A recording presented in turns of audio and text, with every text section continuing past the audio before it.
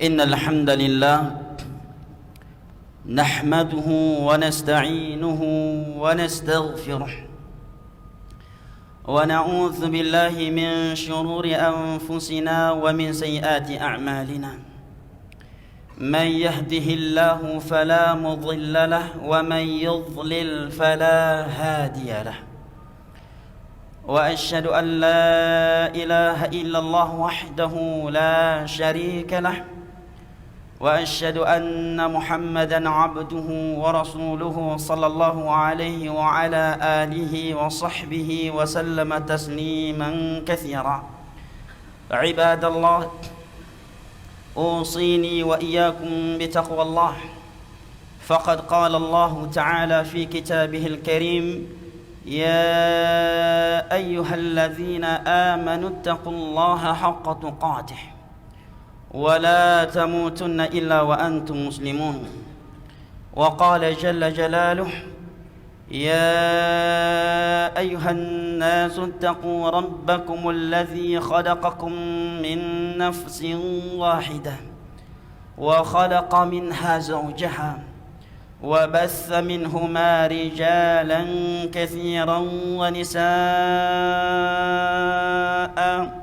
واتقوا الله الذي تساءلون به والأرحام إن الله كان عليكم رقيبا وقال جل وعز يا أيها الذين آمنوا اتقوا الله وقولوا قولا سديدا يصلح لكم أعمالكم ويغفر لكم ذنوبكم ومن يطع الله ورسوله فقد فاز فوزا عظيما أما بعد فإن أصدق الحديث كلام الله وخير الهدي هدي محمد صلى الله عليه وسلم وشر الأمور محدثاتها فإن كل محدثة بدعة وكل بدعة ضلالة وكل ضلالة في النار أعاذني الله وإياكم من النار عباد الله. Sidang salat Jumat rahimani Allah wa iyyakum wa baraka fikum. Di dalam sebuah hadis yang sahih, Nabi Muhammad, Nabi tercinta, Khaliluna wa syafi'una sallallahu alaihi wasallam bersabda, innama bu'ithtu liutammima makarimal akhlaq. Tidaklah aku diutus kecuali untuk menyempurnakan akhlakul karimah. Oleh karenanya, ketika mereka menuduh beliau sebagai orang yang gila dan berbagai tuduhan-tuduhan keji lainnya yang diutarakan kepada beliau, maka Allah menurunkan pujian untuk beliau dari 7 lapis langitnya. Wa innaka la'ala khuluqin azim, dan sesungguhnya engkau berada di atas akhlak yang sangat mulia. Di dalam sebuah hadis sahih yang diriwayatkan oleh Al-Imam Tirmizi dari Abu Hurairah radhiyallahu anhu, Nabi sallallahu alaihi wasallam pernah ditanya an aktsari ma yudkhilun nasal jannah, apa yang paling banyak memasukkan manusia ke dalam syurga? Apa amalan yang memasukkan mayoritas manusia atau kebanyakan manusia ke dalam syurga Allah? Maka Nabi SAW menjawab ada 2. Yang pertama taqwallah, dan yang kedua adalah husnul khuluq. Yang pertama adalah takwa kepada Allah. Apa itu takwa kepada Allah? Definisi takwa kepada Allah yang paling mencakup adalah apa yang dikatakan oleh seorang ulama tabi'in yang bernama Talqun bin Habib. Beliau mengatakan an-taqwa an ta'mala bi ta'atillah ala nuri min Allah tarju thawab Allah, wa an tatruka ma'siyat Allah ala nurin min Allah takhafu iqab Allah. Takwa itu adalah engkau melakukan suatu ketaatan kepada Allah atas dasar ilmu, bukan atas dasar kata-katanya, atau mengikuti mayoritas manusia, mengharapkan balasan dari Allah. Dan engkau meninggalkan maksiat kepada Allah atas dasar ilmu, karena takut akan azabnya. Maka Nabi SAW menjawab pertanyaan salah satu dari sahabatnya di atas yang berbunyi, an aktsari ma yudkhilan nasal jannah, amalan apa yang paling banyak memasukkan manusia ke dalam syurga Allah? Maka beliau menjawab, yang pertama adalah taqwa Allah, bertakwa kepada Allah, dan yang kedua adalah husnul khuluq, akhlak yang mulia. Di dalam hadis lain yang diriwayatkan oleh Al-Imam Tirmizi dari Abu Darda radhiyallahu anhu, Nabi sallallahu alaihi wasallam bersabda, ma min syai'in athqalu fi mizanil mu'min yaumil qiyamah min husnil khuluq. Tidak ada sesuatu yang lebih memberatkan timbangan seorang mukmin pada hari kiamat selain daripada husnul khuluq, akhlak yang mulia. Juga di dalam hadis lain yang sahih, Nabi SAW bersabda, ana za'imun bi baitin fi adnal jannah liman taraka al-kadhiba wa in kana maziha. Aku menjamin sebuah rumah di syurga, di tingkatan bawah dari syurga, untuk siapa saja yang meninggalkan kedustaan walaupun dalam rangka bercanda, bersenda gurau. Yang kedua, bawi baitin fi wasatil jannah. Yang kedua adalah sebuah rumah di pertengahan syurga, liman tarakal jidal wa in kana muhiqqa, bagi siapa saja yang meninggalkan debat walaupun dia berada di atas kebenaran. Dan yang ketiga adalah biwabi baitin fi a'lal jannah, sebuah rumah di dalam syurga di tingkatan yang paling tinggi, liman hasuna khuluquh, bagi siapa yang memiliki akhlakul karimah. Nabi SAW bersabda, inna akmalul mu'minina imanan ahsanuhum khuluqa. Akhlakul karimah adalah bukti kuat dan benarnya iman seseorang. Barang siapa yang buruk akhlaknya, maka sungguh diragukan keimanan dan keislamannya. Karena Nabi SAW bersabda, inna akmalal mu'minina imanan ahsanuhum khuluqa. Sesungguhnya kaum mukminin yang paling sempurna imannya adalah yang paling bagus akhlaknya. Maka buruknya akhlak adalah bukti lemah dan buruknya iman seseorang, walaupun dia berpakaian dengan pakaian ketakwaan, pakaian ilmu, dan dianggap sebagai seorang ulama, karena barometernya adalah akhlakul karimah. Inna akmalal mu'minina imanan ahsanuhum khuluqa wa khairukum li ahli wa ana khairukum li ahli. Kaum mukminin yang paling sempurna imannya, yang paling sempurna imannya adalah yang paling bagus akhlaknya. Nabi tidak mengatakan yang paling banyak hafalan Al-Qur'annya. Nabi juga tidak mengatakan yang paling banyak hafalan hadisnya. Nabi juga tidak mengatakan yang paling cerdas, yang paling lama mondok di pesantren, alumni Timur Tengah, ataukah yang lainnya. Tidak. Yang Nabi katakan adalah inna akmalal mu'minina imanan ahsanuhum khuluqa. Kaum mukminin yang paling sempurna imannya adalah yang paling bagus akhlaknya. Wa khairukum li ahlih, dan orang yang paling baik dari kalian adalah yang paling baik terhadap anggota keluarganya. Wa ana khairukum li ahli, dan aku adalah orang yang paling baik terhadap keluargaku. Di dalam hadis lain yang sahih, Nabi SAW bersabda, inna min aqrabikum minni majlisan, inna min ahabbikum ilayya wa aqrabikum minni majlisan yaumal qiyamah ahasinukum akhlaqa. Orang yang paling aku cintai di antara kalian dan yang paling dekat tempat duduknya denganku pada hari kiamat adalah siapa yang paling bagus akhlaknya di antara kalian. Ibadallah, sidang salat Jum'ah rahimani Allah wa iyyakum, di antara akhlakul karimah yang Allah dan Rasulnya menuntut kita untuk berhias dengannya, dan dia merupakan tanda kemuliaan dari Allah kepada sebagian hambanya, serta dengannya Allah akan mengangkat sebagian hambanya adalah at-tawadhu, rendah hati. Rendah hati. Di dalam sebuah hadis yang diriwayatkan oleh Imam Muslim dari Abu Hurairah radhiyallahu anhu, Rasulullah sallallahu alaihi wasallam bersabda, "Ma naqasa malu muslimin min sadaqah, wa ma zada Allahu 'abdan bi'afin illa 'izza, wa ma tawadha'a ahadun lillah illa rafa'ah." Sungguh harta seorang muslim itu tidak akan pernah berkurang karena sedekah, dan tidaklah seseorang bersifat pemaaf kecuali Allah akan membuatnya semakin mulia.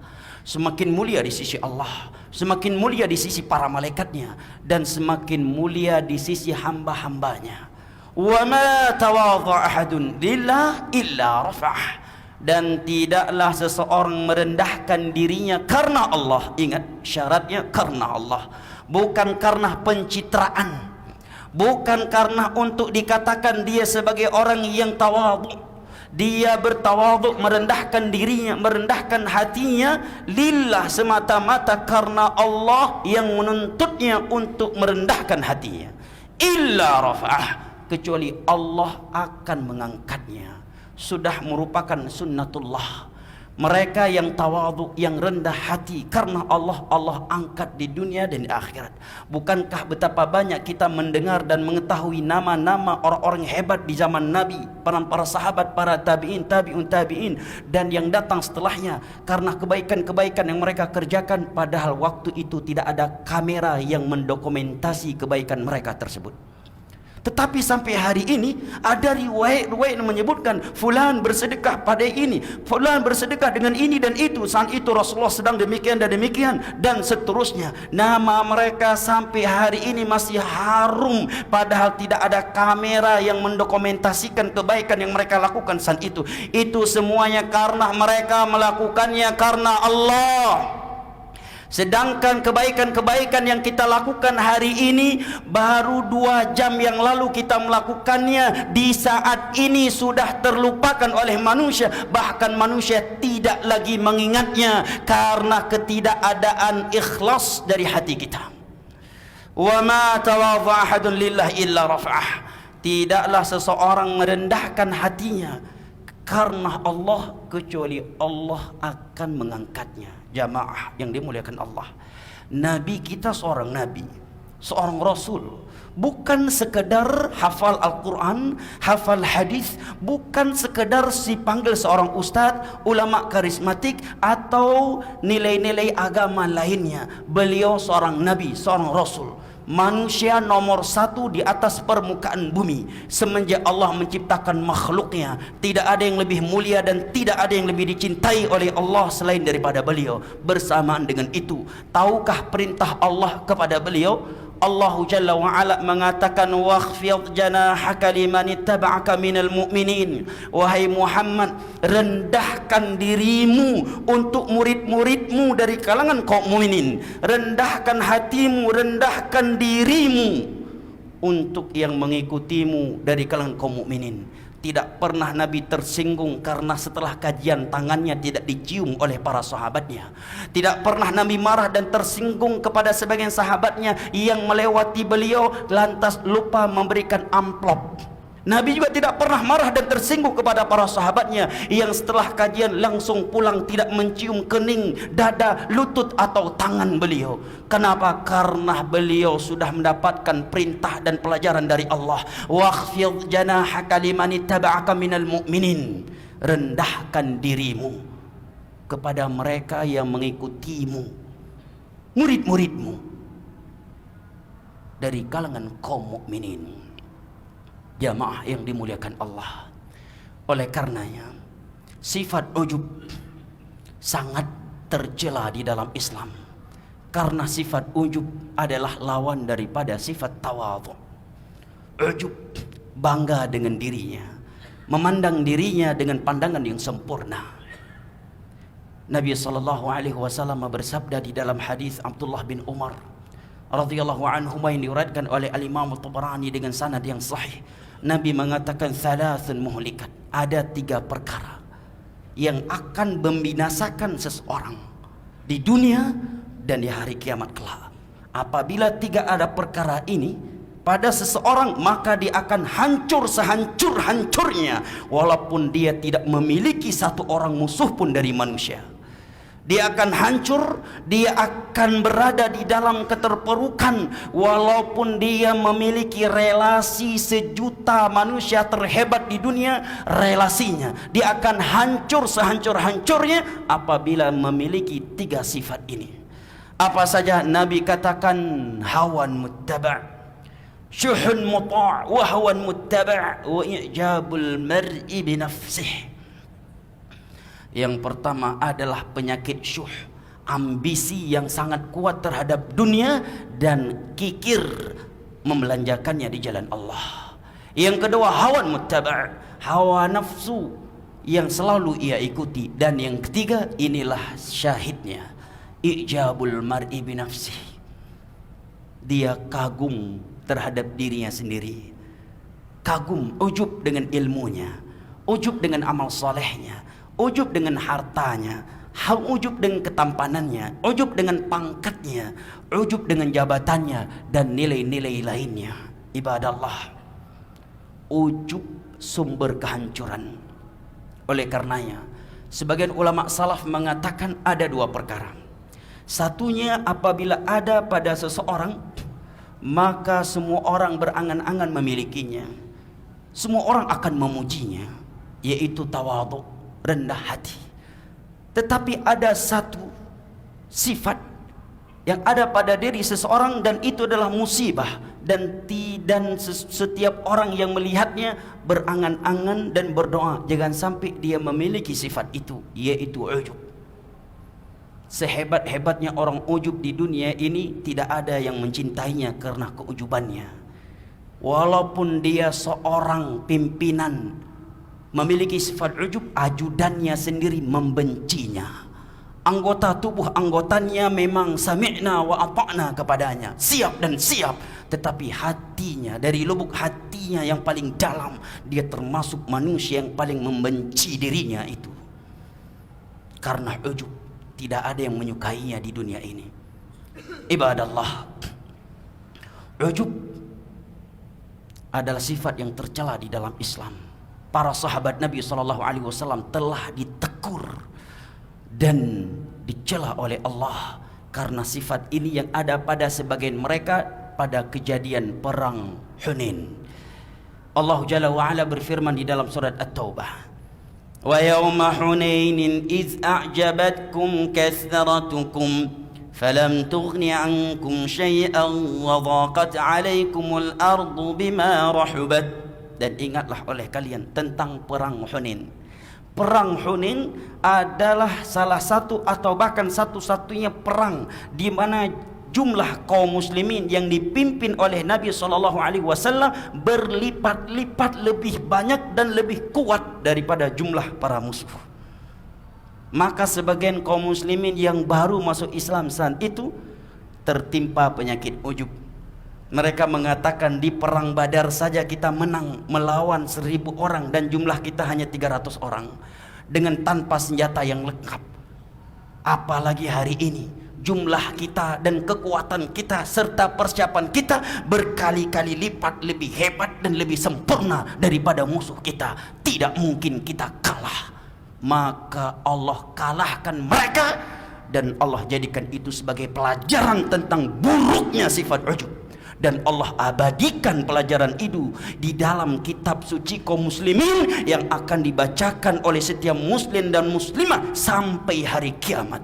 Wa yauma Hunain, ingat oleh kalian wahai kaum mukminin tentang perang Hunain. Idz a'jabatkum kasratukum, tatkala sebagian kalian ujub karena merasa jumlahnya banyak, memiliki kekuatan, tetapi justru Allah turunkan kekalahan kepada kalian dan diberikan kemenangan kepada lawan kalian. Apabila para sahabat Nabi sedang berjihad di medan jihad, panglimanya langsung dipimpin oleh Rasulullah SAW. Allah berikan teguran, Allah cela, dan Allah kalahkan jihadnya karena ada sifat ujub pada sebagian mereka. Lalu bagaimana dengan kita? Ibadah Allah, Ujub sifatnya Yahudi yang Allah sebutkan di dalam Al-Quranul Karim dan tidak layak ada pada seorang mukmin.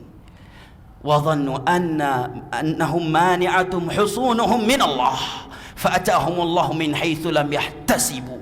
Mereka menduga, mereka ujub, mereka mengira benteng-benteng mereka akan menjaga dan mencegah mereka dari azab Allah.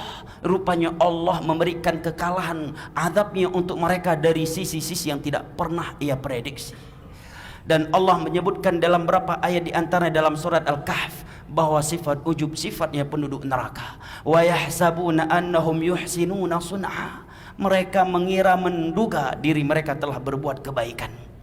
Ibadallah, Nabi SAW menyebutkan di dalam hadis yang sahih, bainama rajulun yamshi baina rajulun yamshi fi hullatin tu'jibuhu nafsuh.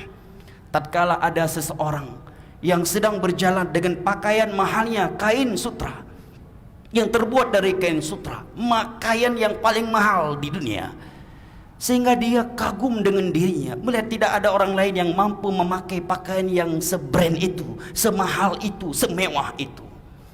Karena dia ujub, maka yatajaljalu fil ard. Allah ciptakan gempa lokal sehingga dia tertanam hidup-hidup dalam keadaan ujub terhadap dirinya ila yaumil qiyamah, sampai hari kiamat. Ujub. Jamaah ini dimuliakan Allah. Seorang sahabat yang mulia Abdullah bin Mas'ud mengatakan, al-halak fi sithnain. Sumber kehancuran ada dua. Apabila ada dua perkara ini pada seseorang, dia akan hancur di dunia ini. Dia akan rusak dan dia akan merugi, tidak akan pernah sukses dunia akhirat. Yang pertama kata beliau adalah al-qunut, pesimis dari bantuan, pertolongan dan rahmat Allah. Karena kata Imam Ghazali, orang kalau sudah pesimis dia tidak akan mau berikhtiar dan berusaha. Yang kedua al-ujub, sifat ujub. Kenapa? Karena dia melihat dirinya sudah sempurna sehingga dia tidak berusaha untuk memperbaiki dirinya lagi dalam kebaikan dunia maupun akhirat, sehingga dia menjadi orang yang hancur dan merugi. Sebagian ulama salaf mengatakan, ajibtu liman ta'ajjaba liman jara majral baur marratain kaifa yata'ajjab bi nafsi aw yatakabbar. Aku heran, bisa-bisanya orang yang keluar, mohon maaf, dari tempat air kencing keluar sebanyak 2 kali dia keluar dari tempat itu, kok bisa dia bersifat ujub dan sombong? Maksudnya kata para ulama, dia keluar 2 kali dari tempat tersebut. Yang pertama, dia terbuat dari air mani yang hina, keluar dari ayahnya. Yang kedua, ketika dia dikeluarkan dari rahim ibunya. Maka sebagian ulama mengatakan, aku heran, bisa-bisanya satu makhluk yang keluar dari 2 tempat yang najis sebanyak 2 kali, bisa-bisanya yatakabbar wa yata'ajjab, bisa-bisanya dia bersifat sombong dan ujub, padahal dia keluar dari tempat yang najis dan hina tersebut sebanyak 2 kali di dunia ini. Kaifa yatakabbar, bisa-bisanya dia bersifat sombong dan ujub setelah itu. Ibadallah, apabila dengan ilmu, dengan ibadah, dengan membaca Al-Quran dan ibadah-ibadah lainnya kita dilarang bersifat ujub, apalagi dengan dunia yang harganya kata Nabi SAW, ma tazinu indallahi janaha ba'udah, tidak lebih berharga daripada satu sayap seekor nyamuk. Seandainya seseorang menjadi nabi, dia rasul, dia ulama, menghafal Al-Quran, menghafal hadis, dilarang dalam Islam dia ujub. Dan seandainya dia ujub, terancam dengan neraka. Dan ujubnya itu akan membakar amal solehnya itu. Maka bagaimana dengan mereka yang ujub dengan dunia, yang harganya, yang nilainya ma tazinu indallahi janaha ba'udah, tidak lebih berharga daripada satu sayap seekor nyamuk. Ibadallah, jamaah yang dimuliakan Allah, aku liqauli hadha wa astaghfirullah wa atubu ilaih fastaghfiruhu wa tubu ilaih innahu huwa tawwabul ghafur. Barakallahu li wa lakum fil Qur'anil azim wa nafa'ani wa iyyakum bima fihi minal ayati wa dzikril hakim wa taqabbala minni wa minkum tilawatahu innahu huwas samiul alim.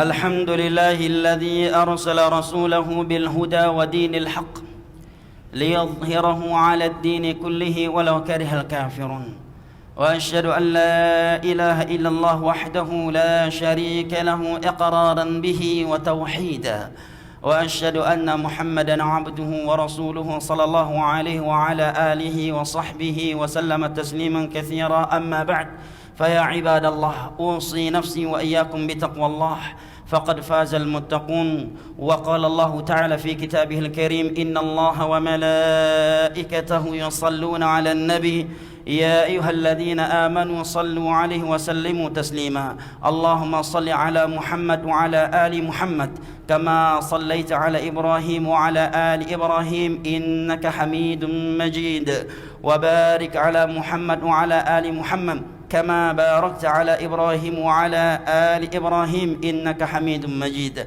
اللهم اغفر للمسلمين والمسلمات الأحياء منهم والأموات اللهم أرنا الحق حقا وارزقنا اتباعه وأرنا الباطل باطلا وارزقنا اجتنابه اللهم اهدنا لأحسن الخلق فإنه لا يهدي لأحسنها إلا أنت اللهم إنا نسألك الهدى والتقى والعفاف والغنى ربنا آتنا في الدنيا حسنة وفي الآخرة حسنة وقنا عذاب النار وسلام على المرسلين والحمد لله رب العالمين وأقيموا الصلاة